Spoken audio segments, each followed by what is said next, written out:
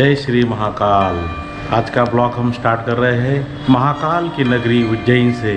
उज्जैन में हम दर्शन करेंगे महाकाल भगवान का, गुफाओं का, सांदीपनी आश्रम का और क्षिप्रा नदी के तट का, जहाँ कुंभ का आयोजन होता है। निकलते हैं महाकाल की नगरी उज्जैन में। हिंदुस्तान में मध्य प्रदेश के दक्षिण पश्चिम में क्षिप्रा नदी के तट पर स्थित उज्जैन तीर्थ का विशेष महत्व है। भगवानों की इस नगरी को देश के शरीर का नाभि देश अर्थात मणिपुर चक्र कहा जाता है। इसी को अवंतिका, पद्मावती, अमरावती, विशाला, कुशस्थली आदि अनेक नामों से पुराणों में जाना जाता है। यही वह नगरी है जहाँ ज्योतिर्लिंग एवं शक्तिपीठ स्थित है, जहाँ श्री कृष्ण ने सांदीपनी ऋषि के आश्रम में शिक्षा प्राप्त की थी। यहीं पर सम्राट विक्रमादित्य ने विक्रम संवत का प्रारंभ किया था। पूरे ब्रह्मांड में पूजनीय माने गए 3 लिंगों में भूलोक पर स्थित महाकालेश्वर प्रमुख है। 12 ज्योतिर्लिंगों में से एक ही श्री महाकालेश्वर के दर्शन से भक्तों की मनोकामनाएं पूर्ण हो जाती है, साथ ही अकाल मृत्यु से भी रक्षा होती है।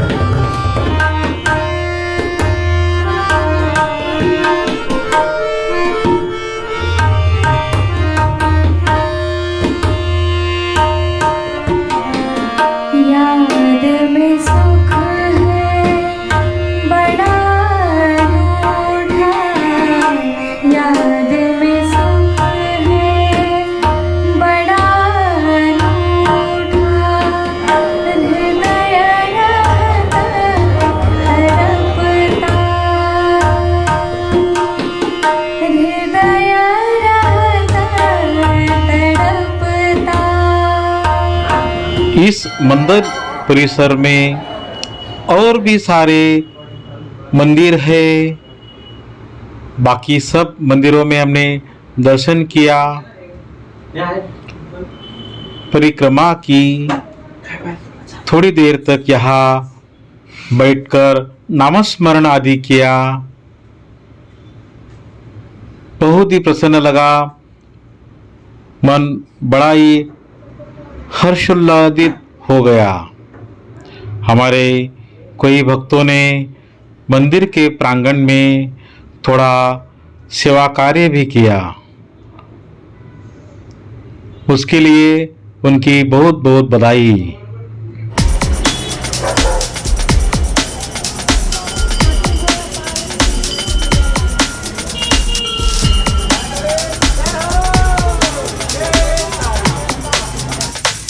महाकाल मंदिर परिसर में हमने फोटोग्राफी, वीडियोग्राफी का खूब एंजॉय लिया।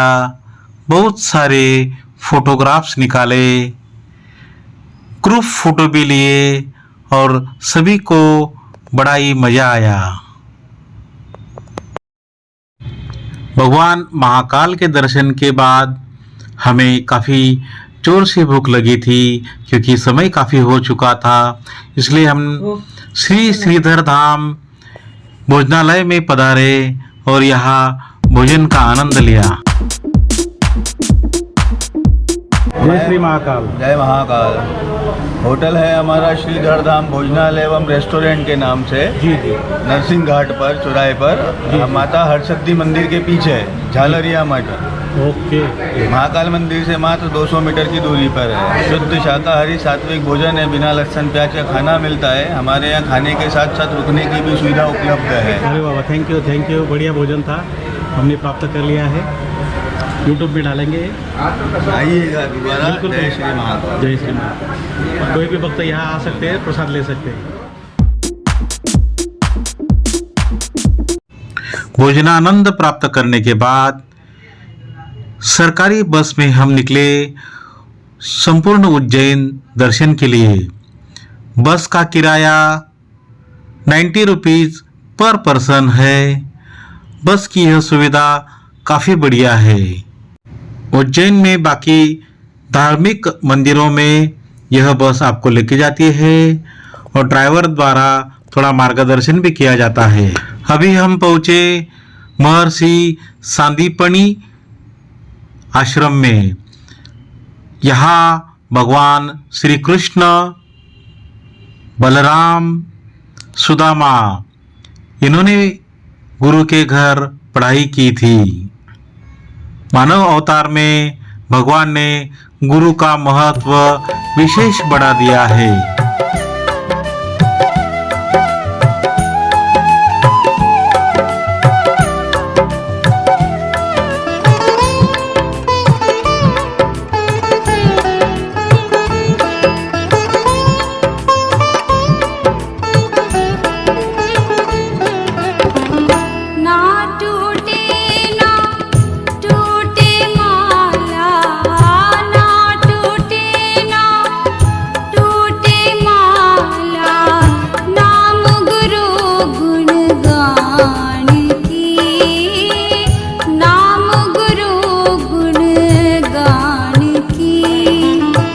जग से हट कर गुरु चरणों में, जग से हट कर गुरु चरणों में, गुरु चरणों में जानकी, गुरु चरणों में जानकी।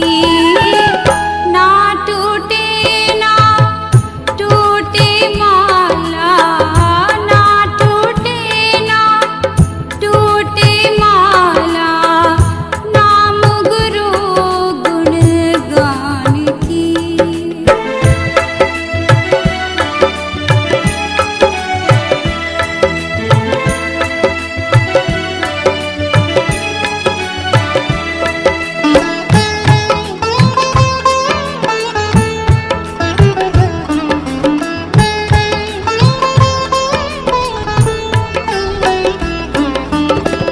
गुरु चरण ही सुख के दाता, गुरु चरण ही शक्ति प्रदाता। गुरु अभी हम पहुँचे मंगल ग्रह मंदिर। सबसे प्राचीन भारत का यह उज्जैन का प्रसिद्ध मंगल ग्रह मंदिर। जन्म पत्रिका के अनुसार जो भी स्त्री पुरुष के पत्रिका में मंगल दोष रहता है, उस मंगल दोष निवारण के लिए यहाँ विधिवत पूजा पाठ आदि किया जाता है।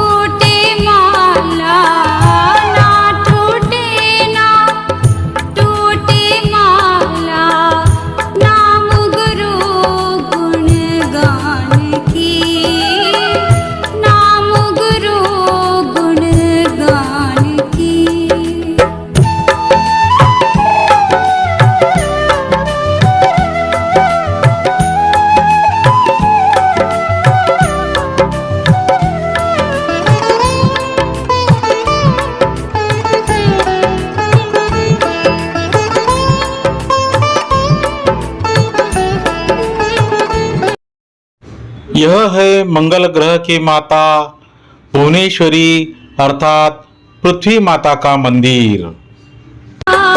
पालन करता गुरु आज्ञा पालन करता वो ही जीवन मुक्ति है पाता वो ही जीवन मुक्ति है पाता जीवन में सुख ज्ञान की। स्कंद पुराण के अनुसार महादेव के पुत्र कार्तिकेय ने तारकासुर का वध करने के पश्चात अपनी शक्ति क्षिप्रा नदी में फेंक दी थी। वह शक्ति पाताल में चली गई। इस कारण इसे शक्तिवेद तीर्थ भी कहते हैं। जगत जननी माता पार्वती ने इसी वट वृक्ष के नीचे अपने पुत्र कार्तिकेय को भोजन कराया था। सम्राट विक्रमादित्य ने यहाँ तपस्या करके बेताल की सिद्धि प्राप्ति की थी। यहाँ श्राद्ध कर्म, नाग बलि, नारायण बलि आदि का विशेष महत्व है। स्कंद पुराण में उसे प्रेतशिला तीर्थ कहा गया है। मंदिर के समीप सुंदर घाट बने हैं। मां सीता द्वारा राजा दशरथ के पिंडदान यही किया गया था। यह वटवृक्ष उसका साक्षीदार है। यहाँ पिंडदान करने से पूर्वजों को मुक्ति मिलती है, इसलिए यह घाट बहुत ही प्रसिद्ध है। जीवन में सुख ज्ञान की ना टूटे ना टूटे माला ना टूटे ना। यह है श्री काल भैरव मंदिर। अष्ट भैरव में प्रमुख श्री काल भैरव का यह मंदिर बहुत प्राचीन और चमत्कारिक है। इसकी प्रसिद्धि का प्रमुख कारण है मुंह में किसी प्रकार का छेद नहीं है, फिर भी भैरव की यह प्रतिमा मदिरापान करती है। पुजारी द्वारा मध्य के पात्र का काल भैरव के मुख से लगाते ही सबके देखते देखते ही वह खाली हो जाता है। स्कंद पुराण के अवनी खंड में इन्हीं काल भैरव का वर्णन है। इनके नाम से यह क्षेत्र भैरवगढ़ कहलाता है। मंदिर के प्रांगण में शंकरी तथा गहरी गुफा में पाताल भैरवी का मंदिर है।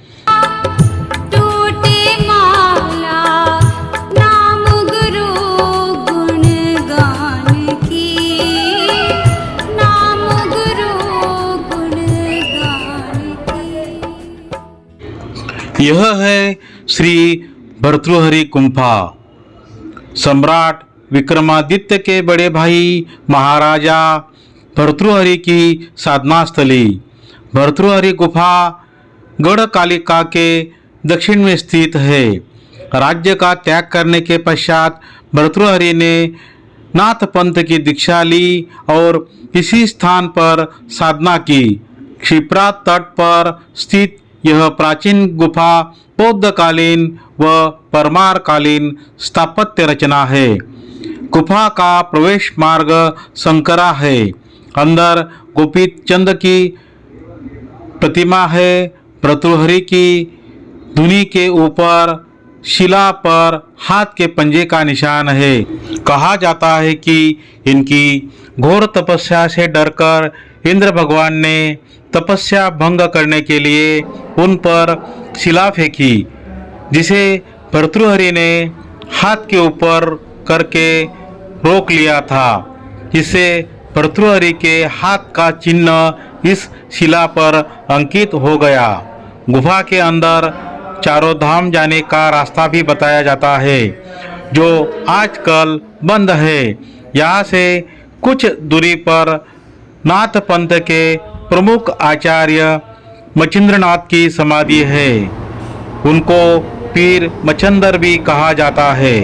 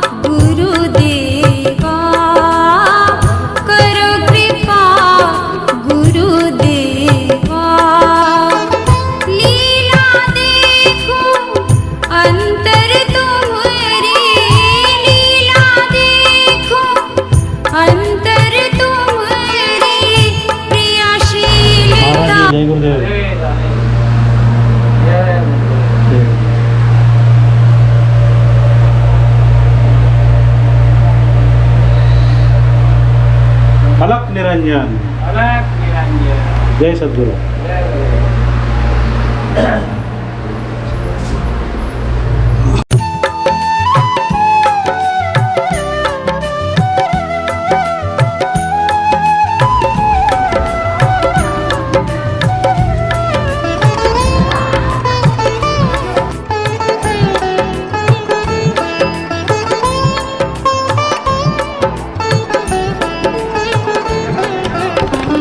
ना टूटे ना टूटे माला, ना टूटे ना टूटे माला, नाम गुरु गुणगान की, नाम गुरु गुणगान की।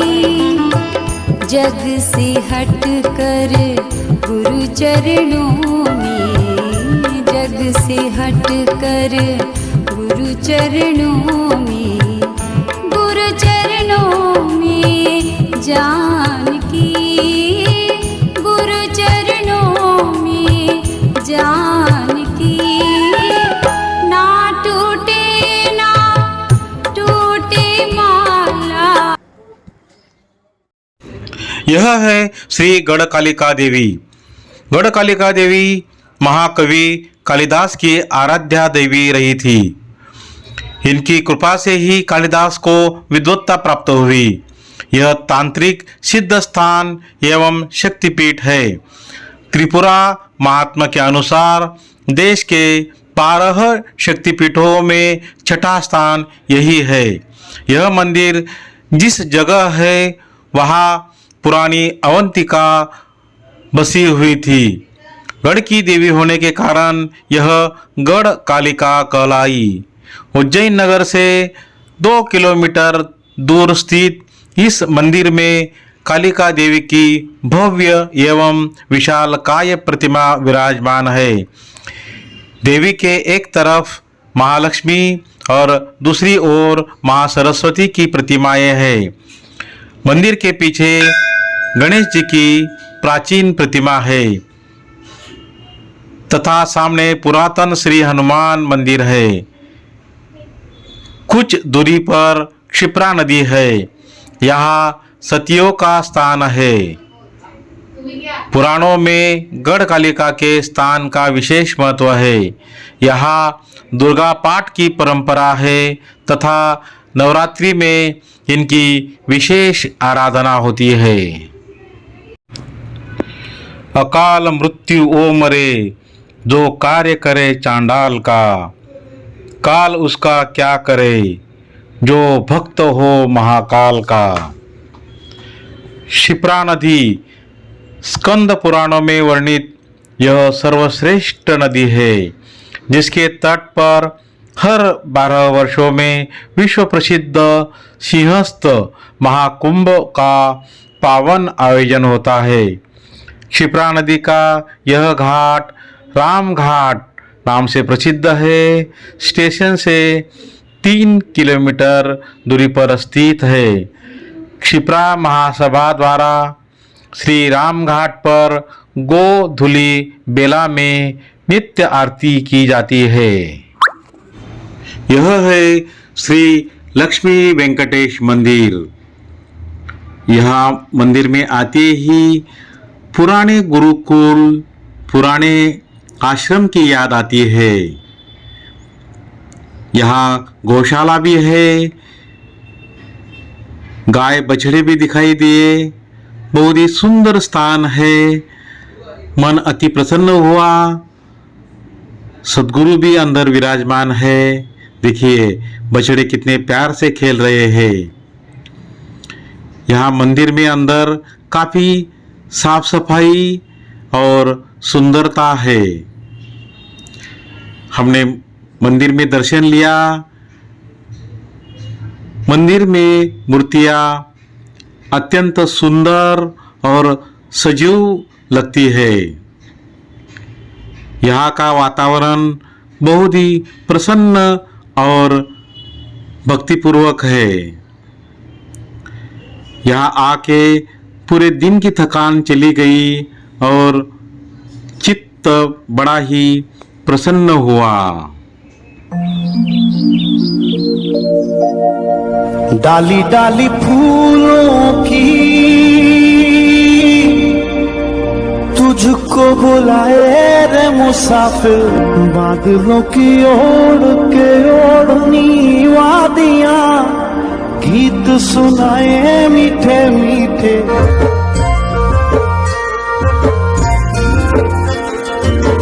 डाली डाली फूलों की तुझको बुलाए रे मुसाफिर, ओ पिजोर मेरे पहाड़ को ठंडो पानी